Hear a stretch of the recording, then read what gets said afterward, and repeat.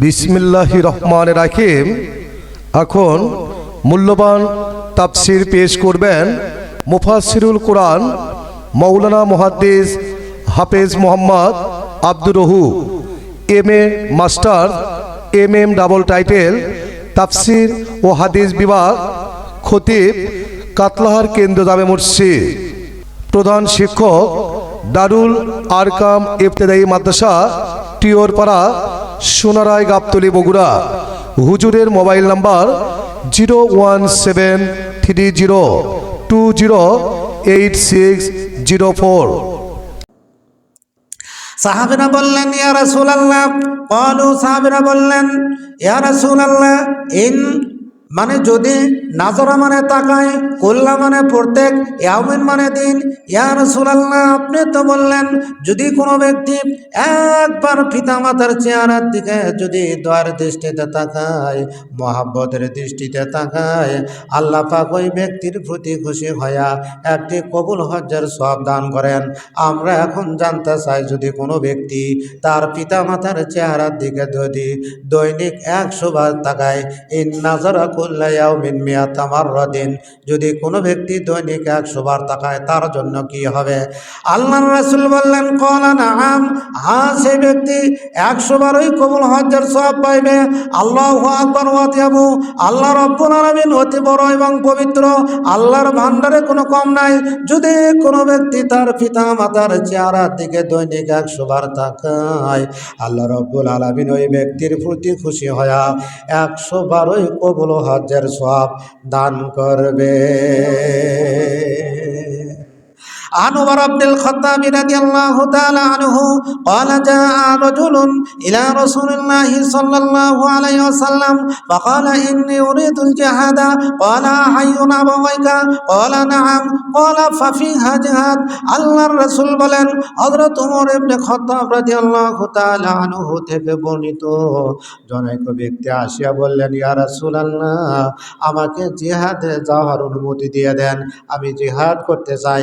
আমরা নামাজ পড়ি, নামাজ পড়া সহজ, রোজা রেখে রোজা রাখা সহজ, হজ করি, হজ করা সহজ, টাকা থাকলে হজ করা যায়, আর ইচ্ছা করলে নামাজ পড়া যায়, শক্তি থাকলে এরকমভাবে রোজা রাখা যায়।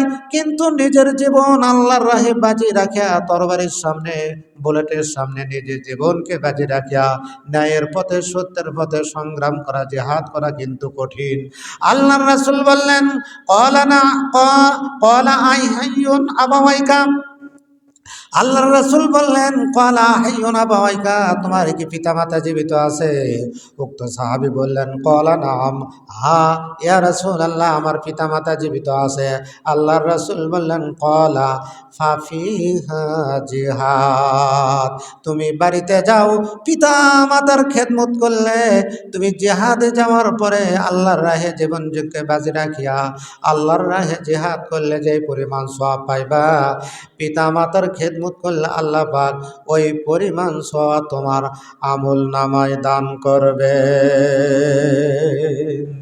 এজন্য পিতামাতার খেদমত করা বহুত বড় একটা নিয়ামত। আল্লাহর রাসূল বললেন, قال النبي صلى الله عليه وسلم رضا الرب في رضا الوالدين وسخط الرب في سخط الوالدين।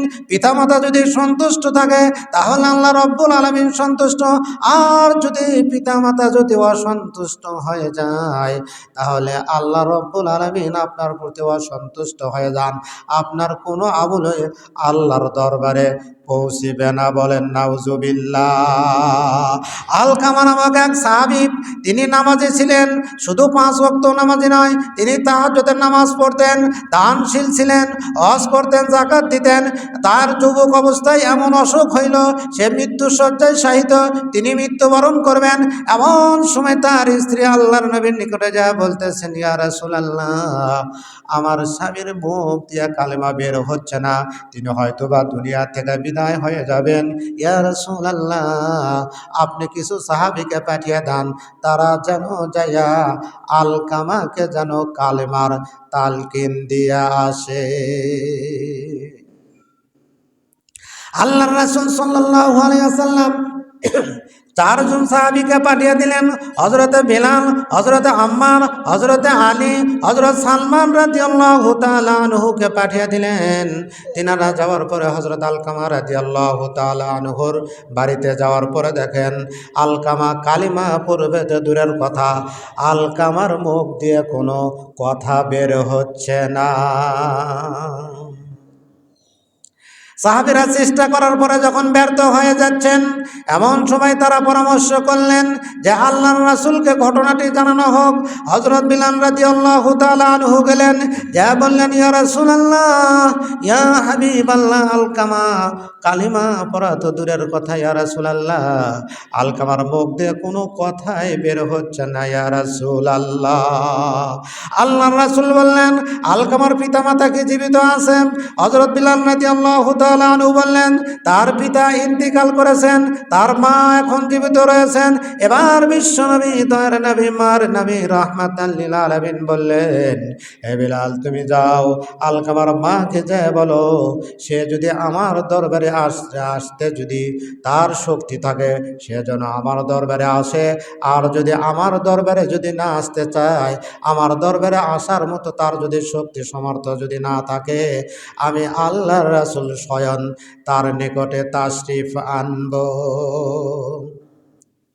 হযরত বিলাল রাদিয়াল্লাহু তাআলা আনহু গেলেন, যা বলতেছেন, ও আলকামার মা, আল্লাহর রাসূল বলেছেন, বিশ্বনবী, দয়ার নবী, রাহমাতাল লিল আলামিন বলেছেন, আপনার যদি শক্তি থাকে তাহলে আপনি আল্লাহর রাসূলের দরবারে উপস্থিত হন।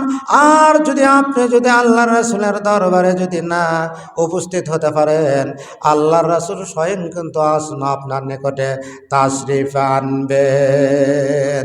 হযরত আলকামার মা বলতেছেন, আল্লাহ রব্বুল আলামিন আমাকে জীবন দান করেছেন, আমাকে শক্তি দান করেছেন, আমার মাতা পিতা মুহাম্মদ সাল্লাল্লাহু আলাইহি ওয়াসাল্লামের প্রতি উৎসর্গ হয়ে যাক, কুরবানি হয়ে যাক। আমার জীবনের সর্বশক্তি দেওয়া হলো আমি কষ্ট করিয়া আল্লাহর রাসূলের দরবারে উপস্থিত হব। বলেন সুবহানাল্লাহ। যখন আলকামার মা যখন উপস্থিত হইলেন, নবী করিম সাল্লাল্লাহু আলাইহি ওয়াসাল্লাম বললেন, ও আলকামার মা, তোমার ছেলে তোমার সঙ্গে কেমন ব্যবহার করে, তোমার ছেলে কেমন মানুষ, তুমি একটু বলো। এবার আলকামার মা বলতেছেন, ইয়া রাসূলুল্লাহ, ইয়া হাবিবাল্লাহ, আমার ছেলে 5 ওয়াক্ত নামাজ পড়ে, তাহাজ্জুদের নামাজ পড়ে। আপনি জানেন এলাকার ভেতর সে একজন প্রসিদ্ধ দানবীর, সে একজন প্রসিদ্ধ দানবীর, তার সুনাম রয়েছে এলাকার ভেতর। এবার আল্লাহর রাসূল বললেন, ও আলকামার মা, তোমার ছেলে তোমার সঙ্গে কেমন ব্যবহার করে সেটা আমি জানতে চাই। আমি তো জানতে চাই নাই তোমার ছেলে কেমন ইবাদত করে, তোমার সঙ্গে কেমন আচরণ করে। এবার আলকামার মা বলতেছেন, একটি কারণে, মাত্র একটি কারণে তার প্রতি আমি অসন্তুষ্ট। এবার আল্লাহর রাসূল বললেন, তুমি তোমার সন্তানকে মাফ করে দাও।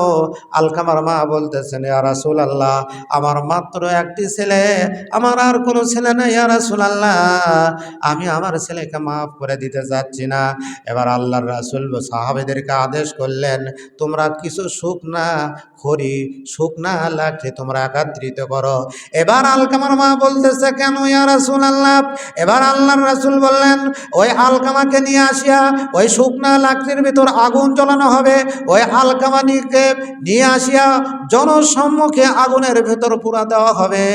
এবার আলকামার মা বলতেছেন, ইয়া রাসূলুল্লাহ, আমার ছেলে আমার শরীরের একটি অংশ, ইয়া রাসূলুল্লাহ, আমার সন্তানকে আমার চোখের সামনে আগুনে পুরাইবেন, আমি মা হইয়া কেমনে তা সহ্য করব, ইয়া রাসূলুল্লাহ।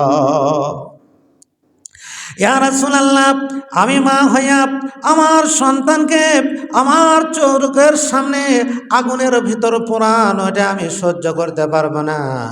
এবার আল্লাহর রাসূল বললেন, ও আলকামার মা, তুমি জানিয়া রাখো, তুমি যদি তোমার সন্তানকে যদি মাফ না করিয়া দাও, তোমার সন্তানকে এই দুনিয়ার আগুনের চেয়ে বহু গুণে শক্তিশালী তেজস্বী আগুন, সেই প্রচণ্ড আগুনের ভিতর তোমার ছেলেকে নিক্ষেপ করা হবে। এবার আলকামার মা বলতেছেন, ইয়া রাসূলুল্লাহ, আপনি সাক্ষী থাকেন, ইয়া রাসূলুল্লাহ, আমি আমার সন্তান আলকামারকে আমি চিরদিনের জন্য ক্ষমা করে দিলাম। সাহাবীদের কোনো দোষ নেই, তার শুধু একটু মনের ভেতরে একটু বুঝের ভুল ছিল কি, তিনি টাকা পয়সা মার নিকটে না রাখিয়া স্ত্রীর নিকটে রাখতেন। এটা তার মায়ের একটু সহ্য হয় না, মনে একটু আঘাত লেগেছে এই। এবার যখন আলকামার মা যখন মাফ করে দিলেন, হযরত বিলাল রাদিয়াল্লাহু তাআলা আনহুকে আল্লাহর রাসূল বললেন, ও বিলাল তুমি যাও, এখন দেখো আলকামার কি অবস্থা। হযরত বিলাল রাদিয়াল্লাহু তাআলা আনহু যা দেখেন যে আলকামাকে কয়েকজন সাহাবী কালিমার তালকিন দেওয়ার পরেও কালিমা পড়া তো দূরের কথা, কালিমা মুখ দিয়ে বের হচ্ছিল না। এবার যখন আলকামার মা যখন মাফ করে দিলেন, আলকামার মা মাফ করে দেওয়ার পরে দেখা গেল হযরত বিলাল বলেন, আমি যাইয়া বাড়িতে প্রবেশ করার পরে পূর্বে বাড়ির পাশে থেকে শুনতে পাই আলকামা জোরে জোরে জিকির করতেছেন, লা ইলাহা ইল্লাল্লাহু মুহাম্মাদুর রাসূলুল্লাহ। মানুষের একটি মাত্র সন্তান,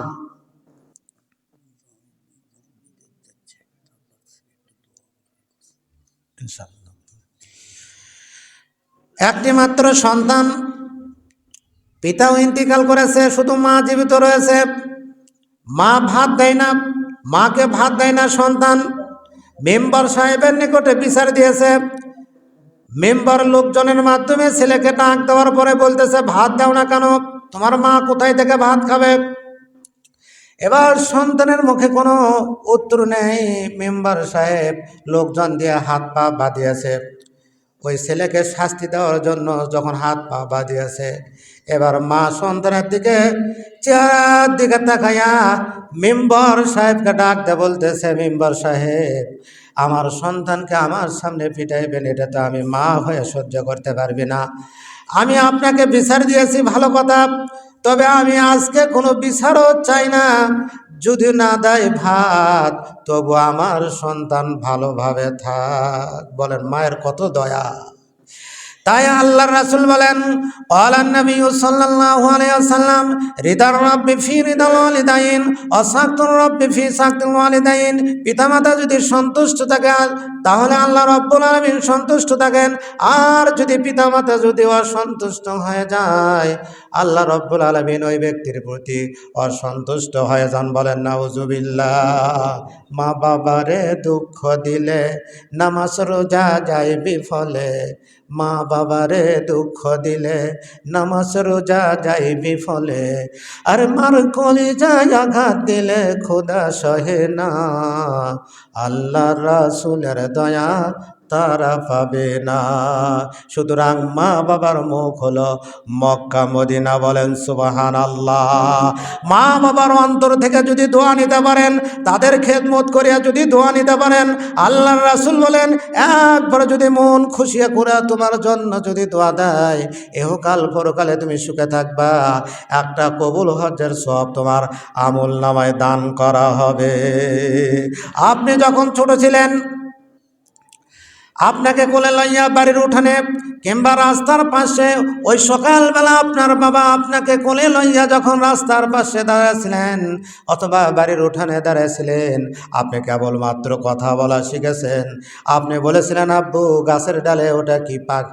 আপনার বাবা খুশি হয়ে বলতেছে, বাবা ওটা পাখি। আপনি আবার জিজ্ঞেস করেছেন, আব্বু ওটা কি? আপনার বাবা খুশি মনে উত্তর দিয়েছে, ওটা হলো পাখি।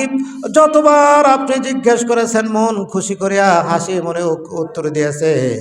আজকে ওই পিতা বৃদ্ধ হয়েছে, আপনি যুবক হয়েছেন, একবারের বেশি যদি দুইবার ডাকে, একবারের বেশি খালি দুইবার ডাকলে হয়, এত ডাকাডাকি করে কি বলে তুমি বলতে পারো না? ধমক দিয়ে কথা বলেন।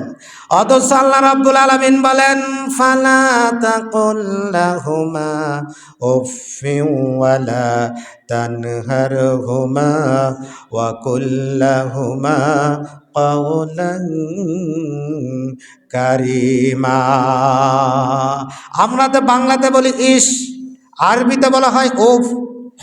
পিতামাতার সঙ্গে ধমক দিয়ে কথা বলা তো দূরের কথা, আল্লাহ পাক বলেছেন 15 পারা সূরা বনী ইসরাঈলের ভিতর বলেন, ইস এই কাজটা আপনি করেছেন, এমন কথাও তাদের সামনে বলা চলবে না। অথবা এমন কথা আপনি বলেছেন পিতামাতার মন থেকে যেন না আসে, ইস এই কথাটি তুমি বললা, এমন কথা পিতামাতার মুখ দিয়ে যেন বের না হয়। আল্লাহর রাসূল বলেন 3টা দোয়া সরাসরি আল্লাহর নিকটে, মাঝখানে কোনো পর্দা থাকে না, সরাসরি আরশে আজিমে পৌঁছে যায়। তার ভিতর একটি দোয়া হলো সন্তানের জন্য পিতা মাতার দোয়া। বলেন সুবহানাল্লাহ। ফালা তাকুল লাহুমা উফিউ ওয়ালা তানহারহুমা, লা তানহারহুমা, তাদের সঙ্গে ধমক দিয়ে কথা বলো না। ওয়াকুল লাহুমা, তাদের সঙ্গে কথা বলো কওলান কারিমা, সম্মানসূচক, তাদের সঙ্গে ভদ্র নম্র ও সম্মানসূচক কথা বলো। বলেন সুবহানাল্লাহ। আয়াতের শুরুতে আল্লাহ পাক রব্বুল আলামিন বলেন, অকাদা রাব্বুকা আল্লা তা'বুদু ইল্লা ইয়্যাহু ওয়া বিল ওয়ালিদাইনি ইহসানা। আল্লাহ পাক আদেশ করেছেন আল্লাহর হুকুমের পরে পিতা মাতারকে সর্বোচ্চ সম্মান করতে হবে। বলেন সুবহানাল্লাহ। এই ধরেন আপনাদের মহিষরণ এই বাজার থেকে কলেজ হাট থেকে 10 টাকা ভাড়া লাগে, অটোরিকশাতে 10 টাকা ভাড়া লাগে। আপনি ওই কলেজ হাটে নামার পরে 10 টাকার পরিবর্তে আপনি তাকে 20 টাকা দিয়ে দিলেন, তাহলে ভাড়া তার যে প্রাপ্য হলো 10 টাকা, অতিরিক্ত যে 10 টাকা দিলেন, এই অতিরিক্ত 10 টাকাকে আরবিতে বলা হয় ইহসান। অর্থাৎ পিতামাতা যে রকম তাদের অধিকার আছে, যে রকম তারা সম্মান পাওয়ার উপযুক্ত, তার চেয়েও আপনার সর্বোচ্চ সম্মান। আল্লাহ পাক বলেন আমাকে সম্মান করার পরে, আমার হুকুম আদায় করার পরে পিতামাতাকে সর্বোচ্চ সম্মান করতে হবে। পিতা যদি রাস্তা দিয়ে হাঁটিয়া যায়, পিতার আগে আগে যাওয়া চলবে না, পিতার পিছনে পিছনে হাঁটতে হবে। সুতরাং পিতামাতাকে সর্বোচ্চ সম্মান করতে হবে। আল্লাহ রাব্বুল আলামিন তৌফিক দান করুন। জনৈক কবি ফার্সি ভাষায় বলেছেন, খেদমতে মাদর পেদর কোনি এখতিয়ার, তাসবি আজমাল দৌলতে বখতিয়ার, তাসবি আজমাল দৌলতে বখতিয়ার।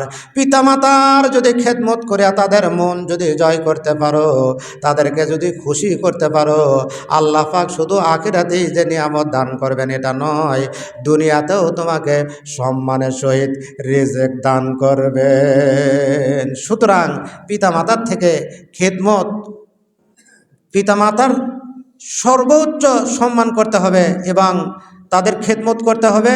তাদের ইন্তিকালের পর একটি হাদিস বলি, ক্বালান নবী সাল্লাল্লাহু আলাইহি ওয়াসাল্লাম, মান যারা কবর আবাহি আও ইহতাহুমা ফি কুল্লি জুমআতিন গুফিরা লাহু ওয়া কুতিবা লাহু বারাআ। আল্লাহর রাসূল বলেন, মান মানে যে ব্যক্তি, যারা মানে জিয়ারত করলো, কবর মানে কবর, আবাওয়াইহি পিতামাতার উভয়ের কবর, আও ইহতাহুমা আও মানে অথবা, ইহদা মানে একজন, হুমা উভয়ের একজন। পিতামাতার ইন্তিকালের পরে যদি কোনো ব্যক্তি যদি পিতামাতার উভয়ের কবর অথবা উভয়ের একজনের কবর যদি জিয়ারত করে, ফি কুল্লি জুমাতিন, ফি মানে মধ্যে, কুল্লি মানে প্রত্যেক, জুমাতিন মানে শুক্রবার, শুক্রবারে যদি কোনো ব্যক্তি তার পিতামাতার উভয়ের কবর অথবা উভয়ের একজনের কবর যদি প্রত্যেক শুক্রবারে যদি জিয়ারত করে, গফির লাহু, আল্লাহ রব্বুল আলামিন ওই সন্তানের প্রতি খুশি হইয়া ওই কবর জিয়ারত করার কারণে সন্তানের জিন্দেগির গুনাহ খাতাগুলি মাফ করে দেন। বলেন সুবহানাল্লাহ। সুতরাং পিতামাতা বহুত বড় নিয়ামত। দাঁত থাকতে দাঁতের মর্যাদা বোঝা যায় না, পিতামাতা জীবিত থাকতে পিতামাতার মর্যাদা বোঝা যায় না। পিতামাতা যখন দুনিয়া থেকে বিদায় হয়ে যান, আপনি যতই টাকা পয়সার মালিক হন, ওই মৃত্যুর পরে পিতামাতাকে কিন্তু আর খাওয়ানো যাবে না। সুতরাং পিতামাতা জীবিত থাকতে আপনি যদি পিতামাতার খিদমত করিয়া তাদের মনকে যদি সন্তুষ্ট করতে পারেন, সর্বপ্রথম যে হাদিসটা আমি পাঠ করেছি, আল্লাহর রাসূল বলেন হাজ্জাতাম মাবরুরাতান, একটি কবুল হজ্জের সওয়াব আল্লাহ পাক ওই ব্যক্তির আমল নামায় দান করেন। বলেন সুবহানাল্লাহ। এটা হলো ফাজাইল। হাদিস যদি জয়ীফ হয় তবুও ফাজাইলের ক্ষেত্রে প্রযোজ্য, আল্লাহর ভান্ডারে কোনো কম নাই। সুতরাং পিতামাতাকে সর্বোচ্চ সম্মান করতে হবে। এই যে করোনার ভিতরে দেখা গিয়েছে, স্বামীর যদি করোনায় আক্রান্ত হয়েছে, স্ত্রী স্বামীকে রাখে অনেক প্রমাণ আছে, পিতার বাড়িতে চলে গিয়েছে, বাবার বাড়িতে চলে গিয়েছে, কিন্তু এটা প্রমাণ নাই সন্তানের যদি অসুস্থ হয়েছে, করোনা হয়েছে, ওই সন্তানকে রাখিয়া মা বাবা অন্য জায়গায় চলে গিয়েছে। করোনা রোগীকে গাড়িতে লইয়া কোনো এইরকমভাবে রিক্সা অটোওয়ালা নিতে ভয় করতেছে, পিতা কুল গাড়ির উপর নিয়ে তাকে হাসপাতালে নিয়ে গেছে, এরকম প্রমাণ আছে। বলেন সুবহানাল্লাহ। সুতরাং পিতামাতার দয়া, পিতামাতার অন্তর, পৃথিবীর সবাই স্বার্থপর। ওই স্ত্রী বলেন, স্বার্থের যদি ব্যাঘাত ঘটে আপনার সঙ্গে সম্পর্ক ঠিক থাকবে না। আর পিতা মাতার আপনি যতই অন্যায় করেন, পিতা মাতা নিঃস্বার্থভাবে আপনাকে ভালোবাসেন। আগার দর পেদর জং জুয়ায়ত কসে, পেদর বিগুমাশদ বিগিরত বসে, ওয়ালেকিন খুদামন দিবালা ও পস, বাসিয়া দর রিজিক বর নাহি বস। কিন্তু পিতা মাতার চেয়ে এই কবিতার মাধ্যমে শুধু পিতামাতার চেয়ে সর্বশ্রেষ্ঠ দয়ালু হলেন একমাত্র আল্লাহ। বলেন সুবহানাল্লাহ। সুতরাং আল্লাহর হুকুমের পরেই পিতামাতার খেদমত করব। আর পিতামাতার সন্তানের প্রতি তিনটা হক, পিতামাতার সন্তানের প্রতি তিনটা হক। এক নম্বর হক হচ্ছে, সন্তান যখন দুনিয়াতে আগমন করে সন্তানের সুন্দর একটি ইসলামিক একটি নাম রাখতে হবে। আল্লাহর রাসূল বলেন ওই নামের প্রভাব মানুষের ওপর পড়ে যায়। সুতরাং ইসলামী নাম না রাখিয়া ইসলামিক নাম রাখতে হবে। এক নাম্বার হচ্ছে সুন্দর নাম রাখা। দ্বিতীয় নাম্বার হলে সে ওই সন্তানকে দিনদারি শিক্ষা দেওয়া। আল্লাহর রাসূল বলেন তলাবুল ইলমি ফারিদাতুন আলা কুল্লি মুসলিমিন, প্রত্যেকটা মুসলমানের জন্য ইলমে দিন শিক্ষা করা ফরজ। ক্বালা নবী সাল্লাল্লাহু আলাইহি ওয়াসাল্লাম খায়রুকুম মান তাআল্লামাল কুরআন ওয়া আল্লামা।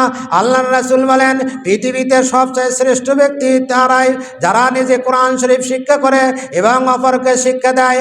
একজন সন্তান তার পিতামাতা ওই সন্তানকে দেশে লেখাপড়া করাইছে, দেশের লেখাপড়া শেষ হইলে দেশ থেকে এরকমভাবে ডাক্তারি বিদ্যা নেওয়ার পরে বিশেষ প্রশিক্ষণ নেওয়ার জন্য বাহির বিশ্বে গেছে। ওই বাহির বিশ্বে পাঠানোর জন্য ওই পিতা মাতা করছে কি, নিজের জায়গা জমি সব কিছু বিক্রয় করিয়া, এমনকি নিজের থাকার বাড়ি পর্যন্ত বিক্রয় করিয়া সন্তান বড় ডাক্তার হইয়া বাড়িতে আসবে। সন্তান বড় ডাক্তার হইয়া বাড়িতে আসিয়া দেশে ফেরার পরে একটা রোগীকে দেখিয়া 500-700 টাকা ভিজিট নেবে, ওই আশা করিয়া নিজের থাকার জায়গা বাড়ি পর্যন্ত বিক্রয় করিয়া ওই সন্তানের পেছনে খরচ করে দিয়েছে। ওই সন্তান বিদেশ থেকে বড় এরকমভাবে পিএইচডি, এমবিবিএস, এফসিপিএস সর্বোচ্চ প্রশিক্ষণ নিয়ে বাইরে থেকে বাংলাদেশে আসিয়া শাহজালাল বিমানবন্দরে আসিয়া এমনভাবে অসুস্থ হয়েছে, কিছুক্ষণ পর দুনিয়ার থেকে বিদায় হয়ে যাবে, তার কোনো চিকিৎসা খাটতেছে না। পিতামাতা সন্তানকে আগমনের কথা শুনিয়া খুব আনন্দের সহিত বাড়ির থেকে এয়ারপোর্টে পৌঁছেছে, কিন্তু সন্তান হঠাৎ করে অসুস্থ হওয়া দেখিয়া তাদের কান্নার রোল আর থামতেছে না, চক্ষু হইতে অশ্রুপুরা গাল বেয়ে বেয়ে টকবক করে পড়ছে। মা সন্তানের চেহারার দিকে তাকাইয়া কাঁদতেছে, কোনো কথা বলতে পারছে না। আর পিতার অন্তরের ব্যথা, পিতা সন্তানের দিকে তাকাইয়া বলতেছে, বাবা তুই দুনিয়া থেকে বিদায় হয়ে যাচ্ছ, তুই মরেও যাচ্ছ, তুই আমাকে ধ্বংস করে যাচ্ছ, তুই আমাকে মারিয়েও যাচ্ছ। তোর জন্য আশা করিয়া জায়গা জমি সব কিছু বিক্রয় করে তোকে বড় ডাক্তার বানালাম, আজকে আমার থাকার জায়গা পর্যন্ত বিক্রয় করিয়া তোর পেছনে আজকে আমি খরচ করেছি, আজকে আমার থাকার জায়গায় পর্যন্ত নাই, সব কিছু বিক্রয় করে তোকে আমি বড় ডাক্তার বানালাম রে বাবা, তুই দুনিয়া থেকে বিদায় হয়ে যাচ্ছ, মরেও যাচ্ছ, তুই আমাকে ধ্বংস করে রেখে যাচ্ছ। এবার সন্তান পিতার দিকে তাকায় বলতেছে, বাবা, কান্না জড়িত কণ্ঠে, মৃত্যুর পূর্বে কান্না জড়িত কণ্ঠে বলতেছে, বাবা, আমি তোমাকে ধ্বংস করি নাই রে বাবা, তুমি আমাকে ধ্বংস করে দিয়েছো। আজকে আমি দুনিয়া থেকে চিরবিদায় হয়ে যাচ্ছি, আজকে আমি দুনিয়া থেকে চিরবিদায় হয়ে যাইতেছি, দুনিয়াতে আর কোনো দিন তো আসতে পারবো না। এত লেখাপড়া তুমি আমাকে শিক্ষা দিয়েছো, কিন্তু আজ আমাকে তুমি এত লেখাপড়া শিক্ষা দেওয়ার পরেও কোরআন শিক্ষা তুমি আমাকে দাও নাই, খালি হাতে দুনিয়া থেকে বিদায় হয়ে যাইতেছি, আজকে আমি কোরআন পড়া শিখতে পারি নাই। সুতরাং পিতামাতার দুই নম্বর হক হইল, 1 নম্বর হক হইল সুন্দর নাম রাখিয়া, সন্তান ভূমিষ্ঠ হওয়ার পরে সুন্দর নাম রাখতে হবে। 2 নম্বর হলো ওই সন্তানকে দিনদারি শিক্ষা দিতে হবে। ক্বালান নবী সাল্লাল্লাহু আলাইহি ওয়াসাল্লাম, খায়রুকুম মান তাআল্লামাল কুরআন ওয়া আল্লামা, যে ব্যক্তি নিজে কোরআন শিক্ষা করে অপরকে শিক্ষা দেয়, পৃথিবীতে ওই ব্যক্তি হলো সর্বশ্রেষ্ঠ। বলেন সুবহানাল্লাহ।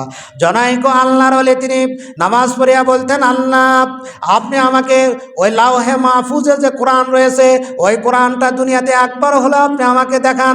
আমরা যে কোরআন শরীফ পড়ি, এটা হলো কোরআন শরীফের নকশা।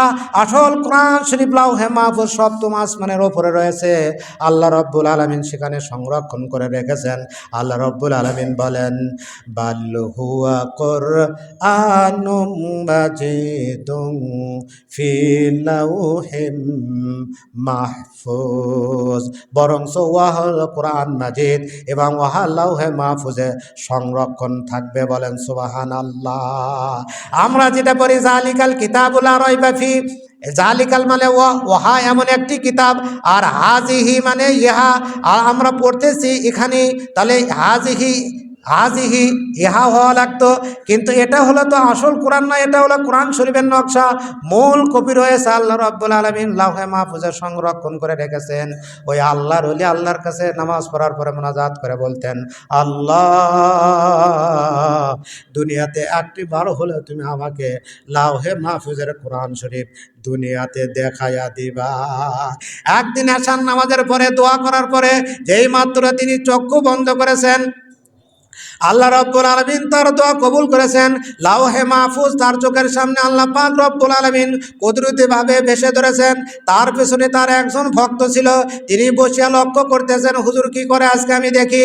তিনি হাফেজ ছিলেন না, তিনি চোখ বন্ধ করিয়া তিনি সূরা ফাতিহা পাঠ করা শুরু করলেন, সূরা বাকারা পাঠ করলেন, সূরা আল ইমরান পাঠ করলেন, সূরা নিসা পাঠ করলেন, সূরা মাইদা পাঠ করলেন, সূরা আনআম পাঠ করলেন, সূরা আরাফ পাঠ করলেন, সূরা আনফাল পাঠ করলেন, সূরা তাওবা পাঠ করলেন, ক্রমান্বয়ে সূরাতুন নাস পর্যন্ত ফজরের নামাজের পূর্বে পুরা কোরআন শরীফ তিনি তিলাওয়াত করলেন। বলেন সুবহানাল্লাহ। এবার কোরআন শরীফ যখন খতম হয়ে গেল, উক্ত ওই মুরিদ বলতেছেন, ওই ভক্ত বলতেছেন, হুজুর আপনি তো হাফিজ না, আজকে আপনি চক্ষু বন্ধ করিয়া আমি দেখলাম সূরাতুল ফাতিহা থেকে শুরু করিয়া, সূরা বাকারা থেকে শুরু করিয়া সূরাতুন নাস পর্যন্ত পুরা কোরআন শরীফ আপনি তিলাওয়াত করলেন। হুজুর চোখ বন্ধ করিয়া কেমনি ভাবে আপনি পুরা কোরআন শরীফ তিলাওয়াত করলেন, আমি একটু জানতে চাই। এবার ওই আল্লাহর ওলি বলতেছেন, বাবা, আমি আল্লাহর কাছে নামাজের পরে প্রার্থনা করতাম, আল্লাহর কাছে মুনাজাতে বলতাম, আল্লাহ, দুনিয়াতে থাকা অবস্থায় একটিবারের জন্য হলো ওই লাওহে মাহফুজের মূল কোরআন তুমি আমাকে দুনিয়াতে দেখা দিবে। আল্লাহ, আজকে আমার মুনাজাত আল্লাহ রব্বুল আলামিন কবুল করেছেন। আজকে আমি যখন চোখ বন্ধ করলাম, আল্লাহ রব্বুল আলামিন ওই 7ম আসমানের উপরে লাওহে মাহফুজে মূল কোরআন রয়েছে। আল্লাহ পাক কুদরতভাবে ওই লাওহে মাহফুজের কোরআন শরীফ আমার চোখের সামনে ভাসিয়া ধরেছেন। বলেন সুবহানাল্লাহ। তখন আমি আনন্দিত হলাম, মনে মনে অত্যন্ত খুশি হলাম। আর দুনিয়াতে হয়তো বা কোনোদিন কোরআন শরীফ দেখতে পারবো না, ওই 7ম আসমানের উপরে লাওহে মাহফুজের কোরআন শরীফ আমি দেখতে পারবো না। সুতরাং আল্লাহ রব্বুল আলামিন দুনিয়াতে যখন আমাকে 7ম আসমানের উপরে লাওহে মাহফুজের কোরআন যখন আমার চোখের সামনে ভেসে ধরেছে, আমি আনন্দে সেই সূরা ফাতিহা থেকে শুরু করিয়া, সূরা বাকারা থেকে শুরু করিয়া সূরাতুন নাস পর্যন্ত আমি পুরা কোরআন শরীফ আমি আনন্দের সহিত তিলাওয়াত করেছি। বলেন সুবহানাল্লাহ। সুতরাং সপ্তম আসমানের ওপরে লাউহে মাহফুজ হলো, আল্লাহর আসমানের লাউহে মাহফুজ হলো, ওই লাউহে মাহফুজ সপ্তম আসমানের ওপরে, আর দুনিয়ার লাউহে মাহফুজ হলো একজন হাফেজে কোরআন। বলেন সুবহানাল্লাহ। কিয়ামতের মাঠে আল্লাহর রাসূল বলেন, হযরত আলী রাদিয়াল্লাহু তাআলা আনহু থেকে বর্ণিত, আপনার কোনো আমল যদি আল্লাহর নিকটে পছন্দ না হয়, একটা সন্তান যদি হাফেজে কোরআন রেখে যেতে পারেন, 10 জন জাহান্নামী ব্যক্তিকে আল্লাহর নিকটে সুপারিশ করবে, আল্লাহ সে আমার অত্যন্ত প্রিয়, আমার পিতা মাতা, দাদা দাদি, নানা নানি, আমার খালা খালু, আমার চাচা চাচি, ফুফা ফুফু, আমার আত্মীয় স্বজন, আল্লাহ আমি হাফেজে কোরআন থাকা অবস্থায় আল্লাহ তাদেরকে জাহান্নামে যেতে দিব না। আল্লাহ আপনার কোরআনের ওসিলাই দিয়ে আপনার নিকটে প্রার্থনা করতেছে, আল্লাহ আমার এই আত্মীয় স্বজনকে আপনি জান্নাত দান করুন। আল্লাহ পাক একজন হাফেজে কোরআনের জন্য 10 জন জাহান্নামী ব্যক্তির সুপারিশ কবুল করবেন। বলেন সুবহানাল্লাহ। দ্বিতীয় নাম্বার হচ্ছে ছেলেকে দিনদারি শিক্ষা দেওয়া, দিন ইলম শিক্ষা দেওয়া। আর তৃতীয় নাম্বার অধিকার হচ্ছে সন্তানের প্রতি, সন্তান যখন বড় হয়ে যায়, বালেগ হয়ে যায়, তখন তাকে দিনদার দেখে বিবাহ শাদী দেওয়া। আল্লাহ পাক আমাদেরকে সন্তানদেরকে পিতামাতার খেদমত করা তৌফিক দান করুন, আর পিতামাতাকে সন্তানের হক আদায় করা তৌফিক দান করুন। যারা সুন্নত পড়েন না, সুন্নত পড়ার সময় দেওয়া হলো।